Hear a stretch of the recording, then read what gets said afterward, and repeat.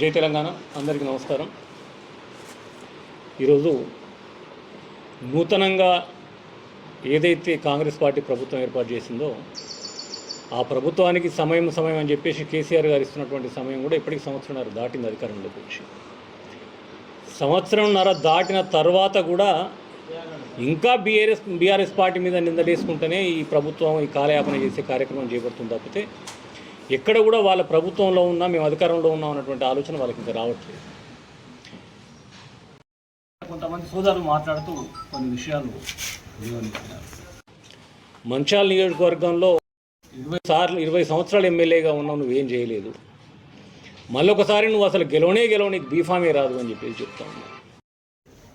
ప్రజాక్షేత్రంలో 20 సంవత్సరాలు ఎమ్మెల్యేగా ఉండడం అనేది అంత ఆషామాషి వ్యవహారం కాదు. ఒక 5 ఏళ్ళంటే మనం మోసం చేయొచ్చు, మాయ మాటలు చెప్పొచ్చు, అధికారం పొందొచ్చు, కానీ 20 సంవత్సరాలు మధ్యలో ఒకసారి ఓటమి తప్పితే కంటిన్యూస్గా ఎమ్మెల్యేగా ఉండడం అనేది చాలా గొప్ప విషయం.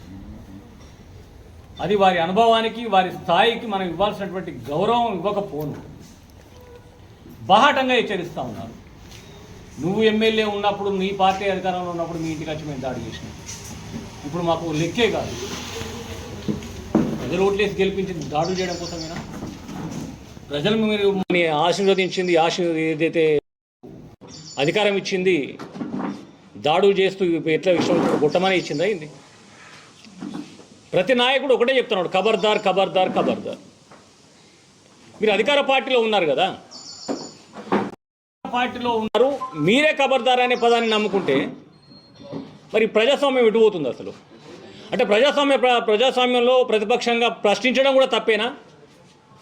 ఇంకా డైరెక్ట్గా చెప్తున్నారు, మళ్ళీ రేపటి నుంచి ఎవడన్నా కుక్క కానీ నక్క కానీ ఎవడన్నా ప్రెస్ మీట్ పెడితే మర్యాద దక్కదు, కుక్కలు నక్కల మీకలు దిగుతలేరు మీరు. అంటే ప్రతిపక్ష పార్టీలలో ఉన్నప్పుడు కుక్కలు అవుతారా?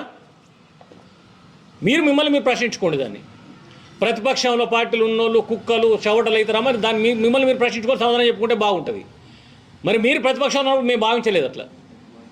మీ ఇంట్లో మీకు వచ్చి దాడులు చేస్తాం, మేము దంతం గుద్దుతాం పొడుస్తాం, ఎట్లా పడితే అట్లా చేస్తాం, మేము ఊరుకునేటోళ్ళం కాదు, మేము అట్లా ఇట్లా అంటే ఈ ఎక్కడ వస్తాయి ఇట్లాంటి పదాలు? అంటే సమాధానం చెప్పలేనప్పుడు మాత్రమే పదాలు వస్తాయి. అభివృద్ధి గురించి మీరు మాట్లాడుతూ ఉన్నారు.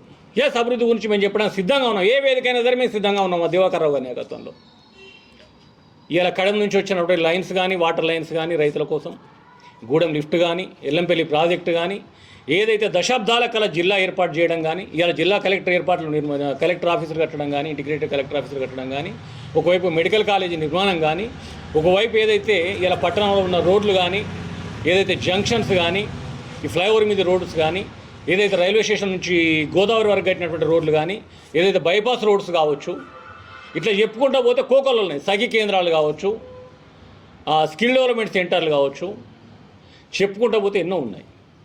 అంటే ఇవన్నీ అభివృద్ధి అన్నారు వీటిని? అంటే ఏం చేస్తారు ఎమ్మెల్యేగా? వారు చేయండి ఏంటిది? వచ్చిన 2 ఏళ్లలోనే రాష్ట్రంలో గొప్ప నియోజకవర్గంగా మేము తయారు చేస్తామని చెప్తున్నారు. గతంలో నిర్మాణం జరిగింది కాబట్టి కదా ఈరోజు ఇంకేం చేయాలని ఆలోచన చేస్తున్నారు. దివాకర్ రావు గారు ప్రశ్నించారు, జంక్షన్లు ఊలగొడుతున్నారు, ఒక జిల్లా కేంద్రంలో పూర్తిగా తయారై ఓపెనింగ్ సిద్ధంగా ఉన్నటువంటి గెస్ట్ హౌస్ను ఊలగొట్టినరు, ఎప్పుడో దశాబ్దాల క్రితం కట్టినటువంటి కూరగాయల మార్కెట్తో ఇబ్బంది అవుతూ ఉన్నది, ఒక విశాలంగా ఉండే కూరగాయల మార్కెట్ కానీ కడితే దాన్ని ఊలగొట్టినరు, ప్రశ్నించారు. దానికి నిజంగా మీ దగ్గర సమాధానం చెప్పాలి. జంక్షన్లు కూలగొట్టాల్సిన అవసరం ఏమున్నది? ప్రజల సొమ్మే కదా అది. మీరు జంక్షన్లు కట్టాలంటే 100 ఫీట్ రోడ్ ఉంది చున్నం బట్టిది, ఇటు వైశ్యభవన్ దగ్గర ఒక జంక్షన్ కట్టండి, డీమార్ట్ దగ్గర జంక్షన్ కట్టండి, ఒకవైపు ముకురాన్ చౌరస్తాలో జంక్షన్ ఏర్పాటు చేయండి, అర్చాటెక్స్లో జంక్షన్ ఏర్పాటు చేయండి. ఏదైతే అండర్ బ్రిడ్జ్ దివాకర్ రావు గారి హయాంలో నిర్మాణం జరిగిందో అటువైపు 2 టౌన్లోకి ఎంటర్ అయ్యేటప్పుడు ముఖాల్లోతు బొందలైపోయి కార్లు కొట్టుకుంటున్నాయి, 2 వీలర్స్ పడిపోతూ ఉన్నాయి, బండ్లు ఆపుకొని దిగి దొబ్బుకుంటూ పోతూ ఉన్నారు. ఇటు ముకురాన్ చౌరస్తాలో ఇప్పటివరకు జంక్షన్ తయారు కాలేదు.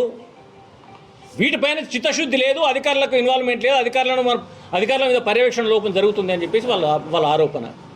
దానికి సమాధానం చెప్పాలి. అధికారులకు మేము మద్దతుగా ఉంటామని మీరు అంటున్నారు. అధికారులకు మీరు మద్దతుగా ఉంటారా, మేము మద్దతుగా ఉంటాం పక్క పెడితే అధికారులు ఇక్కడికి రావాలంటే భయపడుతున్నారు, వచ్చిన అధికారులు వెళ్ళిపోతున్నారని చెప్పేసి పత్రికా మీడియాలు అన్ని ప్రచురిస్తూ ఉన్నాయి.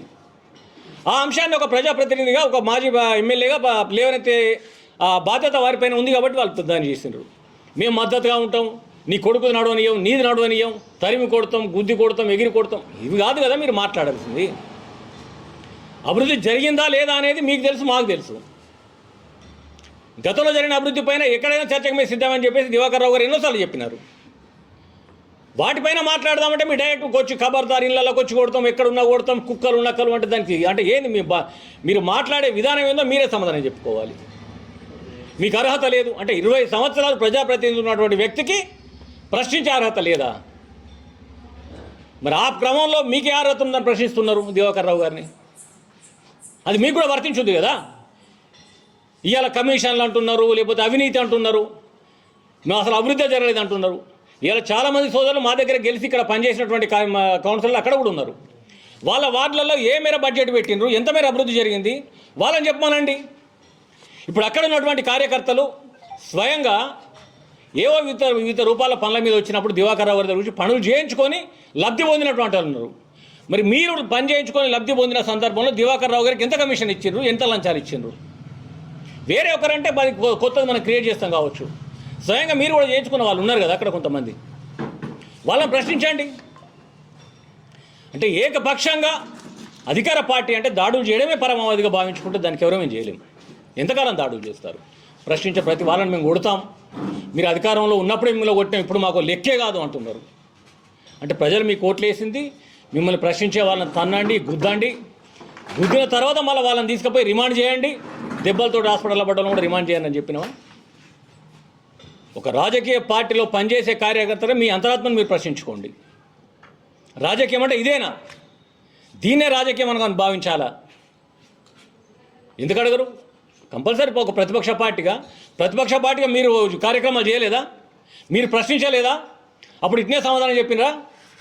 బీఆర్ఎస్ పార్టీ అధికారంలో ఉన్నప్పుడు కేసీఆర్ గారు ఫామ్ హౌస్కు పరిమితం అయిపోయినరు, ఆ కవితకును కేటీఆర్కు పడతలేదు, ఆడ మీ బతుకులే సక్కలేవని మాట్లాడుతున్నారు.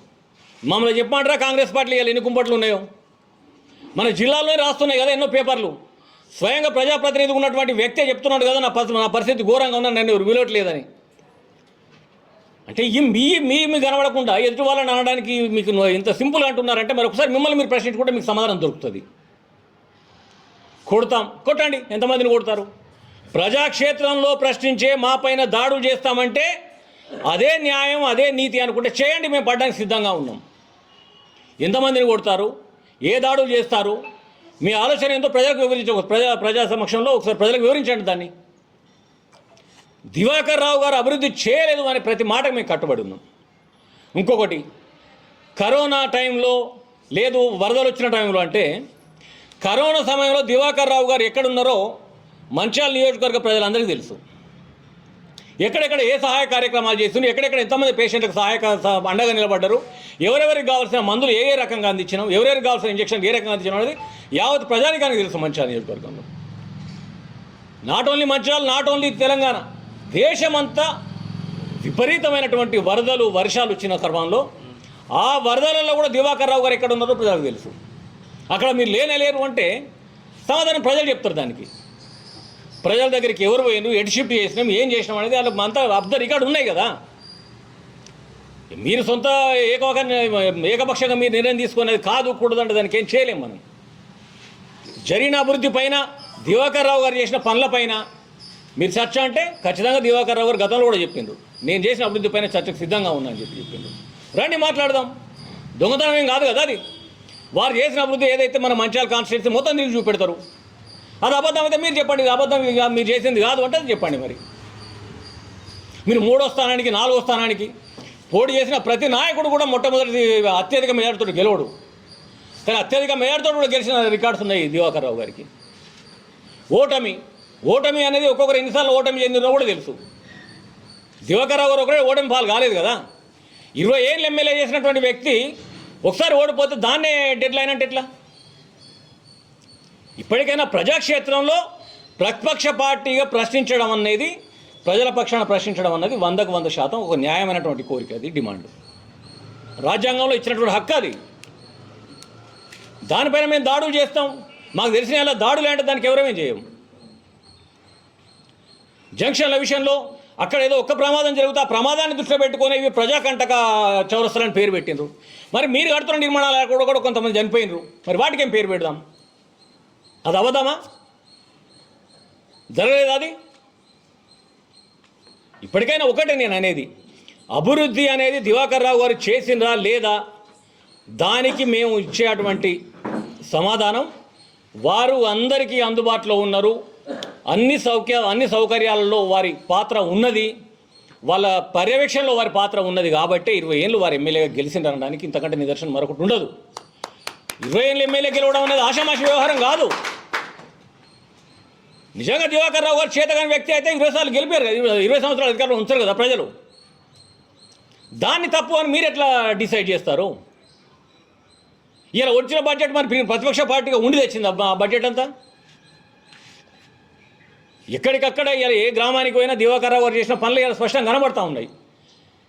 ఇలా అధికారుల పైన ఎక్కడన్నా రోడ్డు వేసినా కానీ, ట్రాక్టర్ల రిపేర్ కాడ కానీ, మున్సిపల్ వాహనాల రిపేర్ల కాడ కానీ స్వయంగా వారు ఫోన్ చేసి అక్కడ అధికారులను అడిగి తెలుసుకొని అక్కడ ఏమైనా ఇబ్బంది జరుగుతుందా, ప్రజాధనం ఏమైనా దుర్వినియోగం అవుతుందా, మీరు పర్యవేక్షణలోనే జరగాలి, ప్రతిదీ నాకు లెక్కలతో సహా చూపెట్టాలని చెప్పేసి పర్యవేక్షించినటువంటి సందర్భాలు మేము చూసినాం గతంలో, జరిగినాయి కూడా. ఇలా ఎన్నో చోట్ల రోడ్లు డ్యామేజ్ అయిపోయి విపరీతమైన పరిస్థితి ఉన్నది. మరి ఎటు పోతుంది మీ అధికారం? ఎందుకు మీ పర్యవేక్షణ లేదు దానిపైన? టూ టౌన్ అనేది ఇలాగ నేను చెప్తున్నా దగ్గర సంవత్సరం పైనుంచి ఇబ్బంది పడుతూ ఉన్నారు, లేస్తూ ఉన్నారు. వాటిపైన ఎందుకు శ్రద్ధ లేదు? మేము రోడ్లు వెడల్పు చేస్తే మీరు భరించలేకపోతున్నారు. రోడ్లు వెడల్పు చేయడానికి దాన్ని ఎక్కడ కూడా మేము తప్పుపట్టలేదు, స్వాగతిస్తూ ఉన్నాం. కానీ ఒక వ్యాపార కేంద్రాల కానుకొని ఉన్నాయి కాబట్టి మీరు ఏదైతే తలబెడుతున్నారో ఆ పనిని తరవితిగతన పూర్తి చేస్తే కొనుగోలుదారులకైనా వ్యాపారం చేసుకుంటోళ్ళకైనా సౌకర్యంగా ఉంటుంది అనేది ప్రజలందరి ఆలోచన, మా ఆలోచన కూడా. దాన్ని మేము తప్పవట్లే. ఇక్కడ చౌరస్తలు కూడా ఇప్పుడు ఏవైతే మేము కొన్ని చౌరస్తలు చెప్పినాం ఆ చౌరస్తలు నిర్మాణం చేయండి, కాదంటలేం కదా. ఇప్పుడున్న ఏదైతే మెయిన్ రోడ్, ఏదైతే మన మంచాల మెయిన్ రోడ్ ఉందో, రైల్వే స్టేషన్ రోడ్ ఉందో, ఫ్లైఓవర్ మరి బైపాస్ రోడ్లు ఉన్నాయో ఇవన్నీ దివాకర్ రావు గారి హయాంలో జరిగినాయి. అక్కడ ఏదైతే హైటెక్ సిటీ ముందు ఒడ్డరకాలు ఉంటుంది దాంట్లో వేసిన వికాస్ నగర్ దాకా వేసిన పెద్ద రోడ్ కావచ్చు, డివైడర్లు కావచ్చు, సెంట్రల్ లైటింగ్ కావచ్చు, పార్కులు కూడా ఇలా ఏషియన్ టవర్ పార్క్ హైటెక్ సిటీలో ఉంది, ఇక్కడ రామ్నగర్లో పార్క్ ఉంది, ఏది రామ చెరువు పార్కు కూడా 3.5 కోట్ల బడ్జెట్ పెట్టిండ్రు, పోషమ్మ చెరువు కూడా రోడ్ వేసి అక్కడ కూడా బడ్జెట్ పెట్టడం జరిగింది. ప్రతి చోట పెట్టినాం కదా. ప్రతిదానికి హెచ్చరికలు జారీ చేయడం మాని ఒక అధికార పార్టీగా మీకు సమాధానం చెప్పాల్సినటువంటి బాధ్యత మీ పైన ఉన్నది. అంటే మిమ్మల్ని ప్రశ్నిస్తాం, మీ ఇళ్ళ మీదకి వచ్చి దాడి చేస్తామంటే అదేం సాంప్రదాయం? ఇక మాకు నోటికి వచ్చింది ఏదైతే మేము నోటికి వచ్చినట్టు మేము మాట్లాడతామంటే అది లైసెన్స్ కాదు. దాడులు కూడా మీరు ఎంతకాలం చేయగలుగుతారు? దాడులు ఎంతమంది మీద చేయగలుగుతారు? దాడులు ఎంతమంది మీద కేసులు పెట్టగలుగుతారు? అంటే ప్రశ్నించే వాళ్ళు కుక్కలు నక్కల మీ దృష్టిలో? దివాకర్ రావు గారి పట్ల మీరు మాట్లాడుతున్న భాష సరైనది కాదు, మీరు మాట్లాడుతున్న మాటలు సరైనవి కాదు. గతంలో మేము వచ్చి చేసిన దాడులు మళ్ళీ చేస్తామని చెప్పడం ఏదైతే ఉందో అదొక ద్వంద్వ వైఖరి. నేనే రాజు నేనే మంత్రి అనే సందర్భాలు ఉండకూడదు అనేది మేము భావిస్తూ ఉన్నాం.